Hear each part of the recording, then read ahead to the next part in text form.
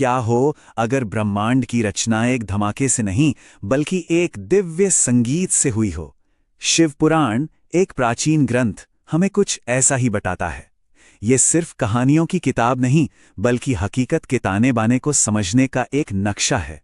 तो चलिए आज इसी नक्शे के कुछ सबसे गहरे रहस्यों को समझने की कोशिश करते।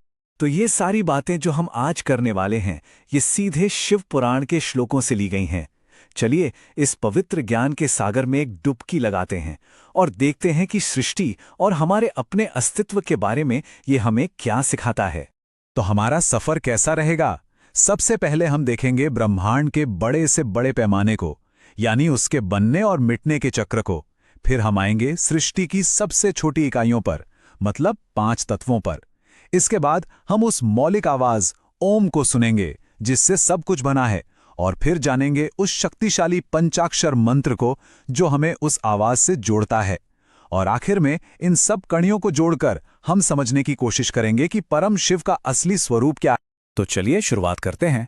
देखिए, शिव पुराण के हिसाब से ना ब्रह्मांड कोई सीधी लकीर में नहीं चलता कि शुरू हुआ और खत्म हो गया। नहीं, ये तो एक लगातार चलने वाला एक डायनामिक साइकिल है, मानो एक दिव्य शक्ति का कभी ना खत्म होने वाला नृत्य। तो ये जो नृत्य है, इसके 3 मुख्य स्टेप्स हैं जो पूरे ब्रह्मांड को चलाते हैं। पहला है सृष्टि, मतलब बनाना। दूसरा स्थिति, मतलब उसे चलाना, संभालना। और तीसरा है संहार, मतलब विघटन। लेकिन यहां सबसे जरूरी बात यह है कि संहार का मतलब अंत नहीं है। ये तो एक तरह का रीसेट है, नवीनीकरण के लिए। सोचिए, जैसे जंगल में आग लगने के बाद जमीन नई जिंदगी के लिए तैयार हो जाती है, बिल्कुल वैसे ही ये एक तरह से ब्रह्मांड का अपना रिसाइकलिंग सिस्टम है, जहां हर अंत एक नई शुरुआत की गारंटी देता है। अच्छा, तो ये तो हो गई बड़े कॉस्मिक स्केल की बात। अब जरा जूम इन करते हैं और उन चीजों को देखते हैं जिनसे हमारी ये दुनिया, ये फिजिकल रियलिटी असल में बनी है। इस ग्रंथ के मुताबिक तो ये हैं पंच महाभूत। और मजे की बात यह है कि ये अकेले अकेले काम नहीं करते, ये सब एक दूसरे पर निर्भर हैं। जरा सोचिए, अगर आकाश यानी स्पेस ही ना हो तो वायु बहेगी कहां? और अगर वायु ना हो तो अग्नि कैसे जलेगी? बिना अग्नि की गर्मी के जल बह नहीं पाएगा, और बिना जल के पृथ्वी पर जिंदगी कैसे होगी? तो पुराण के मुताबिक इन्हीं पांचों के मेल से, इनके तालमेल से ही ये पूरी भौतिक दुनिया बनी है। अब यहां से बात और भी गहरी होती जाती है। शिव पुराण एक बड़ा ही कमाल का आइडिया सामने रखता है। यह कहता है कि पूरी सृष्टि की शुरुआत एक आवाज से हुई, और यह कोई ऐसी वैसी आवाज नहीं थी, बल्कि एक खास, एक मौलिक कंपन, एक वाइब्रेशन था। और यह आइडिया हमें एक बहुत ही दिलचस्प सवाल पूछने पर मजबूर करता है। क्या हो अगर जिसे आज साइंस बिग बैंग कहती है, वो असल में एक बिग बैंग न होकर एक बिग हम हो? मतलब एक धमाका नहीं बल्कि एक गूंज।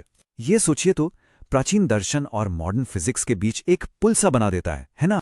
और वो मौलिक ध्वनि, वो कॉस्मिक हम है ओम। इसे प्रणव भी कहते हैं, और ये सिर्फ एक चिन्ह या एक शब्द नहीं है। शिव पुराण के मुताबिक ये तो खुद अल्टीमेट रियलिटी की आवाज है, उसका साउंड फॉर्म। ये वो गूंज है जिससे सब कुछ, मतलब गैलेक्सीज, तारे और हम सब वजूद में आए। अब ओम को अगर तोड़कर देखें तो इसमें 3 आवाजें हैं, अ, उ और म। अ है हमारी जागृत अवस्था, मतलब ये दुनिया जो हम अपनी आंखों से देखते हैं। उ है सपनों की दुनिया, हमारा मन। और म है गहरी नींद की अवस्था, जहां सब कुछ शांत और अनमैनिफेस्टेड है। लेकिन असली खेल इन तीनों के बाद शुरू होता है। वो है इन आवाजों के बाद की चुप्पी, वो खामोशी। वही है चौथी अवस्था, शुद्ध चेतना की, जो इन तीनों का आधार है। और जैसा कि पुराण खुद कहता है कि ये पूरा जगत, जिसमें नाम है, रूप है, वो सब कुछ ओम में ही समाया हुआ है। इसका सीधा सा मतलब ये हुआ कि हमारे आसपास जो कुछ भी है, ये माइक, ये कमरा, ये तारे, सब असल में उसी एक मौलिक कंपन के अलग अलग रूप हैं। अच्छा, अगर ओम पूरे ब्रह्मांड का संगीत है, तो क्या कोई ऐसा तरीका है जिससे हम भी इस संगीत से जुड़ सकें, अपनी ट्यूनिंग इस कॉस्मिक फ्रीक्वेंसी से मिला सकें? शिव पुराण कहता है बिल्कुल है। और वो तरीका है एक खास और बहुत शक्तिशाली मंत्र, जिसके बारे में कहा जाता है कि वो इसी संगीत का निचोड़ है, उसका एसेंस है। और वो मंत्र है पंचाक्षर मंत्र, नमः शिवाय। अब इसका सीधा मतलब तो है शिव को नमन, लेकिन ये सिर्फ एक प्रणाम या सलाम नहीं है। इसे उस दिव्य चेतना से कनेक्ट करने का, जुड़ने का एक बहुत ही पावरफुल टूल माना जाता है जो पूरे ब्रह्मांड में फैली हुई है। तो समझने वाली बात यह है कि ये मंत्र कोई आम प्रार्थना नहीं है। इसको ऐसे समझिए, अगर ओम ब्रह्मांड के संगीत का पूरा महासागर है तो नमः शिवाय उस महासागर की एक बूंद है, और उस एक बूंद में भी पूरे महासागर का स्वाद और उसकी ताकत मौजूद है। शिव पुराण के मुताबिक ये मंत्र सीधे ओम से ही निकला है, जो इसे सृष्टि की मूल ध्वनि से डायरेक्ट कनेक्ट कर देता है। चलिए, अब हम अपने इस सफर के आखिरी पड़ाव पर हैं।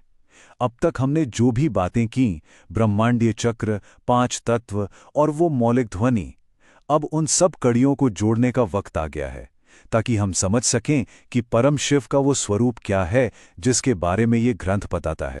तो आखिर परम शिव हैं कौन? देखिए, पुराण के हिसाब से वो कोई आसमान में बैठे देवता नहीं है, बल्कि वो तो सृष्टि का मूल कारण है।